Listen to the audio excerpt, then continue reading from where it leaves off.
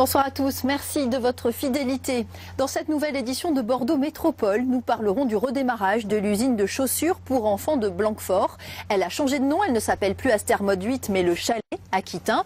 Un redémarrage lié à la détermination d'anciens salariés qui se sont battus pour sauver leur emploi et leur savoir-faire. Reportage juste après l'actualité de ce mardi 3 juin. Porte de la Monnaie, 7 h ce matin, un immeuble sur les quais, illégalement occupé. Les policiers du service de sécurité et de proximité procèdent à l'expulsion des ressortissants bulgares installés ici depuis 2 ans, mais personne ne leur répond et la porte est bloquée de l'intérieur. Dans l'effectif, 2 hommes se distinguent, 2 policiers bulgares venus en coopération. Ils interpellent les occupants, dans leur langue, la porte s'ouvre immédiatement. À l'intérieur, un couple et une famille de 3 personnes. Et de nouveau, ce sont les policiers bulgares qui communiquent avec eux. Il faut leur demander s'ils ont besoin d'un hébergement provisoire par la préfecture.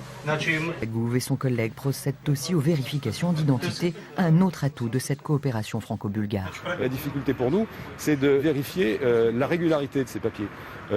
Ces policiers bulgares, ici en France, ont accès à leurs fichiers en Bulgarie. Ce qui leur permet de communiquer à leurs homologues français des renseignements intéressants. Et puis, ils véhiculent auprès de cette population un message cohérent, le message des autorités bulgares visant à l'intégration de cette communauté dans leur pays. En attendant une possible intégration, là-bas ou ici, ces 2 familles roms ont déménagé leurs affaires dans un autre squat, dans le quartier de la Gare. Les fonctionnaires bulgares, eux, poursuivront pendant 2 mois leur mission auprès des policiers et des gendarmes girondins. Il s'agit d'une affaire